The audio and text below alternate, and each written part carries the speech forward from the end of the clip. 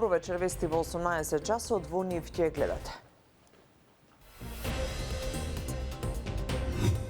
Институтот за јавно здравје со нови резултати. 6 од 7 хоспитализирани деца биле позитивни на норовирус. 4 се уште во болница, но во добра состојба. После добиената медицинска нега сите беа во добра, стабилна состојба. Кујната под клуч. Училиштето продолжува со настава. Училиштето е хигиенски дезинфицирано.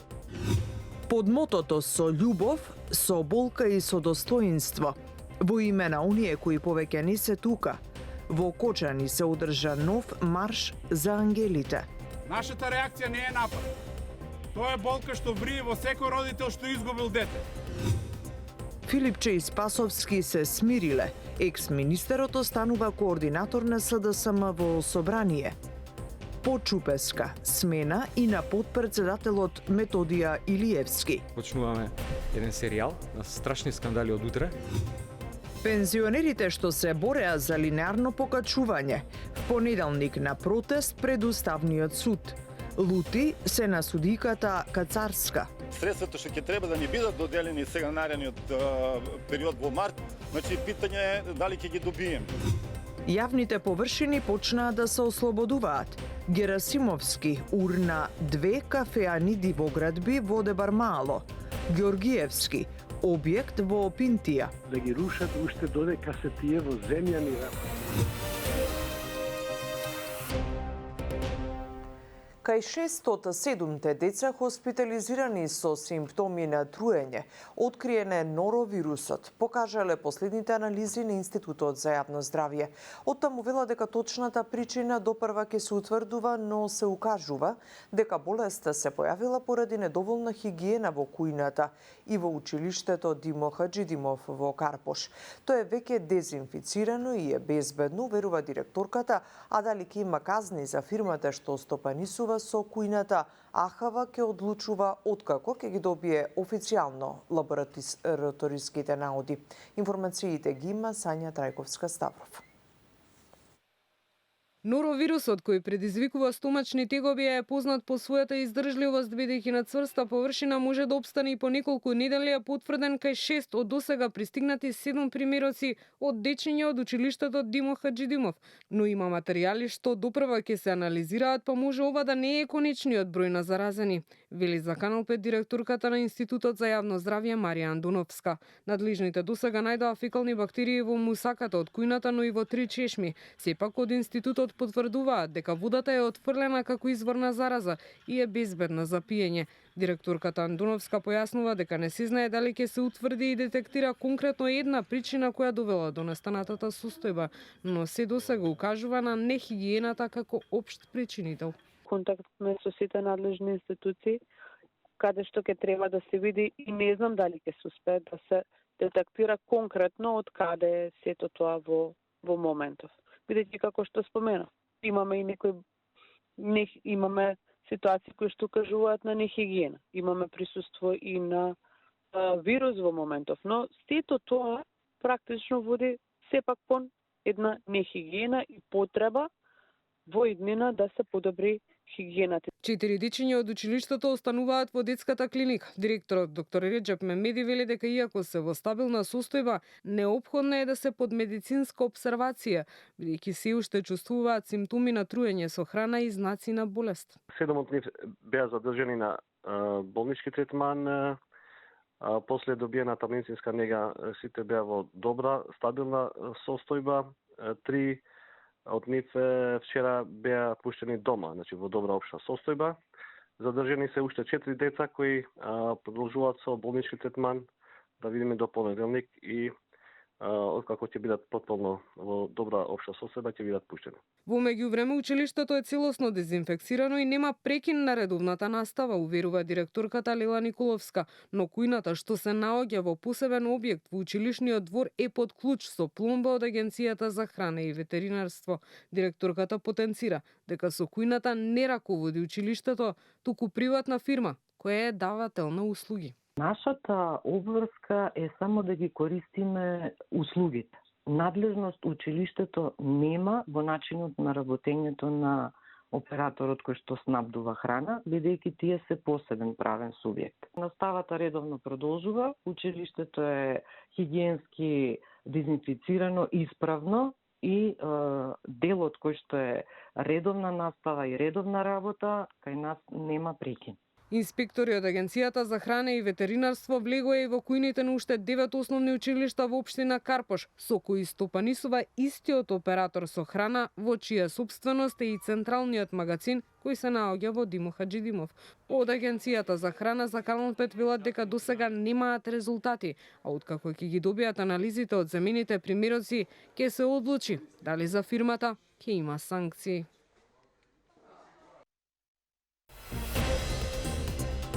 Годинава во Македонија регистрирани 38 новозаболени со ХИВ-СИДА и 8 мина починати.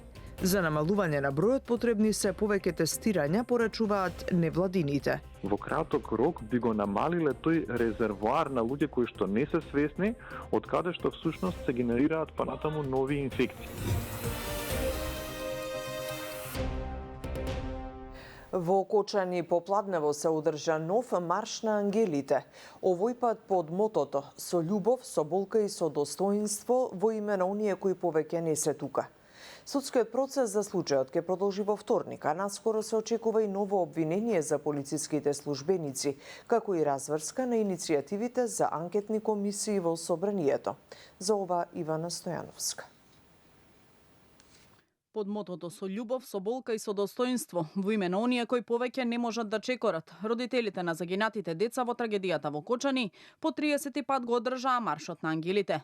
Мирниот марш започна во 14 часот и 5 минути од паркот на Револуцијата во Кочани, со голем транспарент на кој освен фотографиите на загинатите деца, стоеше и пораката «63 сенки ќе ве следат, секој поглед бара правда». Нашите деца имаат право да живеат. Ние имаме право да зборуваме. Имаме право да протестираме. Имаме право да викаме. Нашиот гнев не е омраза. Нашата реакција не е напад. Тоа е болка што врие во секој родител што изгубил дете. Нашите срца се ранити, нашите животи се скршени. Трагедијата во Пулс е синџир на пропуст. И ние бараме да се утврди одговорност за секоја алка од тој синџир, вклучително за полициските службеници. Правдата не смее да биде селективна. Нашите деца нема да се вратат, но за нив, за нивното име и спомен, ние нема да престанаме да бараме вистина и правда. Ова е прв марш на ангелите одржан во Кочани по отпочнувањето на судскиот процес за трагедијата. Откако на 4 дена пред првото рочиште се одржа и мирен марш во центарот на Скопје. Во меѓувреме по барање на родителите на жртвите, поднесени се 2 иницијативи за формирање анкетна комисија во Собранието, а за 9 декември е закажана и седница на постојаната анкетна комисија за заштита на слободите и правата на граѓаните, на која треба да се дискутира за поднесената представка од Сдруженијето на граѓани 16 март. Незиното одржување ќе зависи од тоа дали ќе се обезбеди потребниот кворум, со оглед на тоа дека истиот ден во парламентот на дневен ред е и предлог буџетот за 2026. И од власта и од опозицијата велат дека целта и главниот приоритет на поднесените иницијативи е кочанската трагедија. Суштината не е да водиме дневна политика, туку да го менуваме системот. Мислам дека ни треба една ваква сеопфатна анкетна комисија која што ќе ги истражи сите случаи кои што се случиле во Република Македонија. Откако ќе заврши со работата анкетна комисија, да извештајот покрај до Собранието и до владата да биде доставен и до јавното обвинителство. Најмал проблем е составот на комисијата. Поголемиот проблем е дали ние сакаме да имаме потврда на правдата и да ја добиеме вистинската одговорност. Судењето за трагедијата во Кочани започна на 19 ноември, а второто рочиште беше одложено по барање на одбраната, кои се пожалија дека не го добиле интегрираното обвинение и дека обвинетите не можат да се изјаснат за вина. Следното рочиште за случајот Кочани е закажано за 2 декември. 35 физички и 3 правни лица се на обвинителна клупа, а до средината на декември се очекува да биде поднесено и обвинение против 30 мината полициски службеници и началници, за кои посебна истрага водеше обвинителството за организиран криминал. Од пред неколку денови Кочанското обвинителство отвори истрага и за 11 лица, даношни инспектори вработени во УЈАП, од кои 2 се во домашен притвор. Оливер Спасовски останува координатор на пратеничката група на СДСМ, а во раководството ќе има двајца нови подпредседатели, најави лидерот на партијата Венко Филипче. Тој на пресконференцијата оцени дека во земјата има стагнација во сите сегменти и од утре, како што рече, партијата почнува со серијал пресконференции за скандали. Поентите ги има Афродита Рамос. Поскапувањето на струјата ќе повлече раст на сите останати цени, кој од владата ќе одговара за намалениот енергетски биланс на ЕСМ. Лидерот на СДСМ Венко Филипче тврди дека домашното производство на струја е на историски најниско ниво и најави објавување на серија на скандали поврзани со бизнис интереси на владини представници. Според енергетскиот биланс на ЕСМ, кој што го донела оваа влада, за 2025 година било во план да се произведат 5100 гигават часови електрична енергија. Според извештаите на МЕПСО и МЕМО, од јануари до октомври се произведени само 2450 гигават часови. ЕСМ работело како пола од хидроелектричниот потенцијал на земјата да го немаме, да не работел. Потрошени се 62 милиони евра за да оваа струја се надокнади.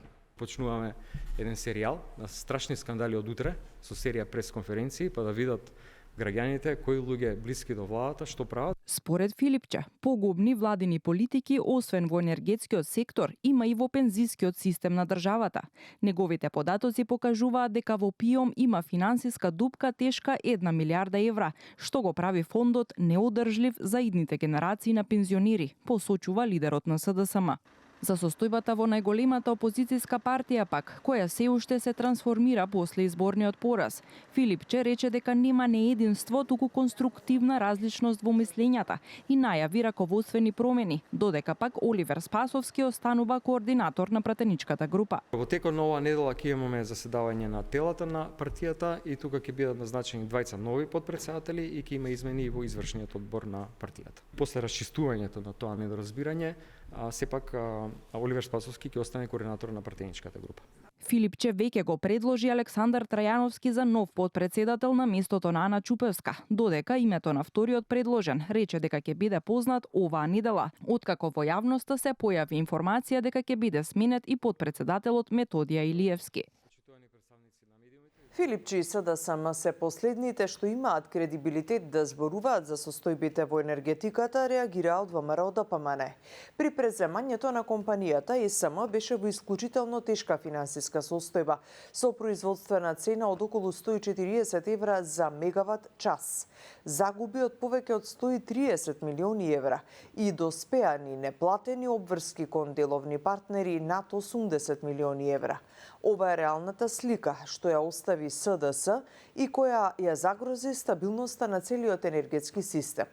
Во тој контекст, лицемерна е тезата на Филипче дека електрична енергија можела да се произведува за 85 евра за мегават час и во спротивност со фактичките бројки и состојбата што беше затекната.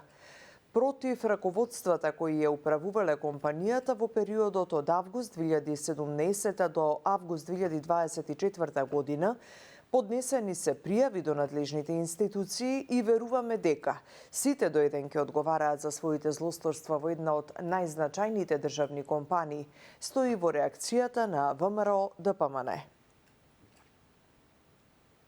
Со реакција се огласи и ПИОМ. Велат дека исплатата на пензиите не е доведена во прашање, бидејќи владата ја гарантира истата. Фондот на ПИОМ во координација со владата исплатата на пензиите ја врши секој први во месецот и истото ќе продолжи да го прави и во 2026 година. Шпекулациите кои се пласираат од страна на СДСМ и политичкиот притисок кон Уставниот суд дека е загрозена исплатата на сегашните идните пензии се неосновани и служат единствено за вознемирување на пензионерите и граѓаните во државата. Стои меѓу другото во реакцијата на ПИОМ.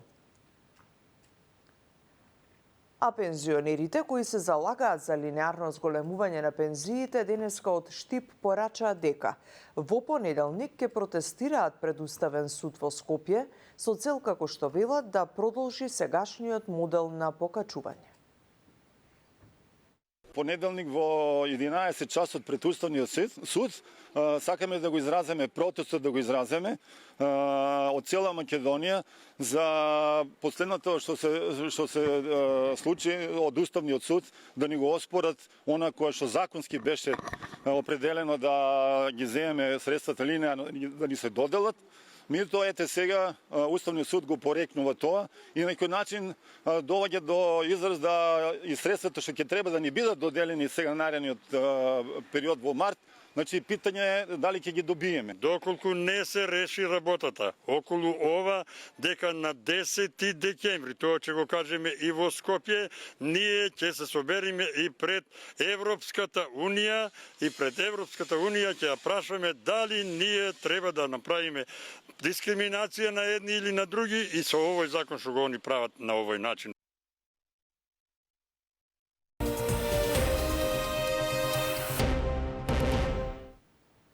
Општина Центар за неколку дена урна 2 дивоградби на угостителски објекти во Дебармаало, а со уривање на вакви објекти почна и град Скопје. Градоначалниците велат дека целта е да се ослободат узурпираните јавни простори и најавуваат дека акциите ќе продолжат и во следниот период. Граѓаните и експертите даваат поддршка и очекуваат постапувањето да биде неселективно. За ова Елизабета Дамјановска-Спасеновска. За само 2 дена во Скопје беа срушени 3 дивоградби, 2 во општина Центар и 1 во општина Киселавода.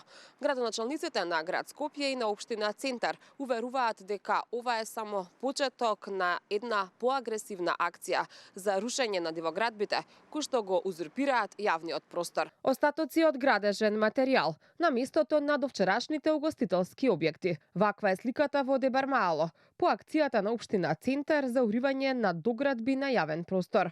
До сега се урнаа 2 дивоградби, но градоначалникот Горан Герасимовски вели дека нема да дозволи узурпација и акцијата ќе продолжи. Јавните површини во Центар им припаѓаат на сите граѓани и нема да дозволиме да станат приватен имот поради самоволие. Ова е порака дека редот мора да важи за сите. Продолжуваме со акцијата за расчистување на дивоградби низ општината, нагласи Герасимовски. За акција за уривање на дивоизграден објект во Киселавода со видео на социјалните мрежи, информираше и скопскиот градоначалник. Ги отстрануваме бесправно изградените објекти. Нема повеќе узурпација. Ова е процес во кој сите сме партнери, напиша Георгиевски на Facebook и ги повика граѓаните да пријавуваат. Ги прашавме и граѓаните дали веруваат дека акцијата за рушење на дивоградби ќе продолжи и во иднина. Дел од нив се оптимисти, а другите пак веруваат дека ова е акција со краток рок. Се сложува дека треба крај да се стави на дивоградбите. Дај може да продолжиме, јето 30 години кај беа до сега. 30 години кај беа до сега. Тоа е најстрашното. Во ред е окей, паметно е, меѓутоа до кога? Јас мислам дека ќе се стави ред и дека редно е да се стави ред. И мислим дека веројатно ќе продолжат да го ослободуваат Скопје од дивоградбите. Архитектот Мирослав Грчев вели дека е многу побезболно и поевтино во иднина да се спречува градба на нелегални објекти, отколку да се руши. Сепак ја поддржува акцијата.